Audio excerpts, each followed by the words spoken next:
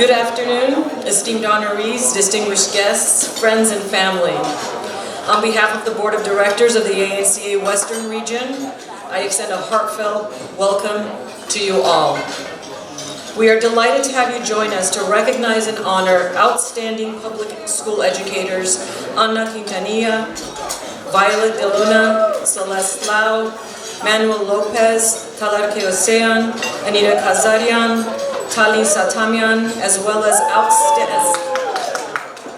standout scholars and pillars of higher education, Dr. Stepan Asturian and Dr. Fachik Muradian. These outstanding educators, please, they deserve it.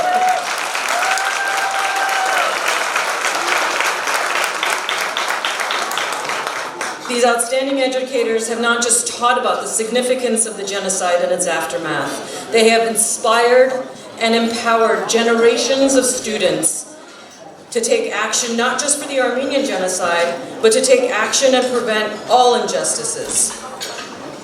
We also have a journalist, Christina Pascucci, joining the ranks of honorees for exhibiting exemplary courage while reporting from the front lines of war.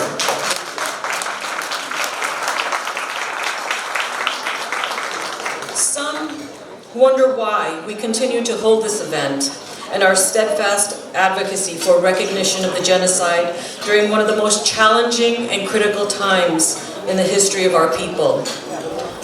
Genocide fatigue is a phrase I came across while reading a newly published novel by a young Armenian woman from the Bay Area. The phrase struck me. Some are tired. Some want to move on. Some scoff at our continued boycott or struggle. The Biden administration recognized the genocide a couple of years ago, they say. What's the point of continuing this fight? To others, such as myself, it's simple. The genocide and attempted annihilation of our people continues. There was the devastating war of 2020, and now the blockade waged by Azerbaijan continues to hold hostage, cut off from the rest of the world 120,000 indigenous Armenians, deprived of food, medical supplies, or access to health care and other necessities, including disruption of electricity and gas supply during severe winter conditions. The blockade against the people of Artsakh, our people, Armenians, has been ongoing since December 12th, 3 months, 1 week, and 4 days now. We can't afford to harbor genocide fatigue. Almost every day, we hear about the aggression and breaches of the Azeri military into the sovereign territories of the republics of Armenia and Artsakh.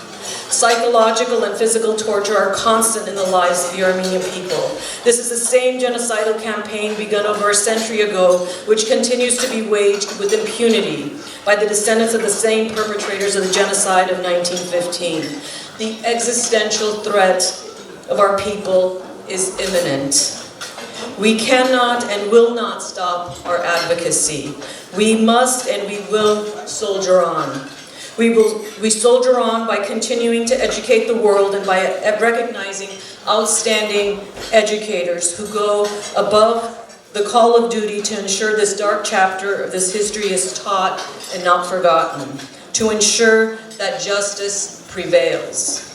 For those who are unfamiliar with the Armenian National Committee of America-Western region, allow me to provide a snippet about our organization.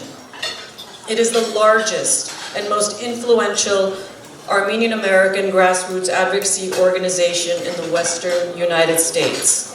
With a network of offices, chapters, and supporters west of the Mississippi and affiliated organizations around the country, the ANCA-Western region advances concerns in the Armenian American community on a broad range of issues.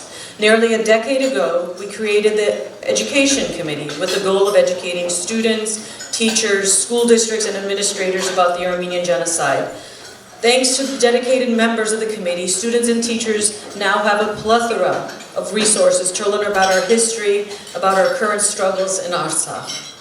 The incomparable Alice Petrosian, whom we've already met, a tireless lifelong educator and chairwoman of the Education Committee, will tell you more about the work of the committee shortly. In addition to establishing the Education Committee, we operate through 28 chapters throughout the western half of the United States to ensure proper recognition in all public sectors of the Armenian Genocide and ongoing genocidal campaign, and advocate for just resolution of these still unpunished crimes against not just us, but against humanity. We are few, but we are mighty. We work around the clock to counter Azeri aggression and Turkey's stubborn denial of facts and continued attempts to erase Armenia off the map and fabricate history. Some of our notable accomplishments: 2 years ago, after years of hard work, we were instrumental in having the Biden administration finally recognize the Armenian Genocide. Through our advocacy efforts, 49 of the 50 United States and the US Congress with overwhelming majority have recognized the Armenian Genocide. Working with local and state educators, genocide is now included in the curriculum framework in California. We organize advocacy days to raise awareness about the Armenian Genocide in state capitals in our region. We continue to support the Armenian American Museum. Last weekend we had the amazing gala that's currently under construction to spread the word about our rich culture and history. As we do every year, on Monday, April 24th this year, we will once again march for justice to the Turkish consulate on Wilshire in Los Angeles, alongside an extensive coalition of partners. And recently, joining forces with the Armenian Action Network, we are currently working diligently to ensure we receive an Armenian checkbox on the US Census, which will allow Armenians to be counted and to receive significant resources as a result. Coming to today, we salute and thank our honorees for standing with us on the side of justice through education. Together, we will not waver nor cave into the fatigue in our pursuit for justice. Last but not least, a huge shout out to the remarkable Education Committee and Sleepless Awards Subcommittee and staff for your dedication and tireless work in making this beautiful program possible. Thank you all for your attention, and please enjoy the rest of the wonderful program we have.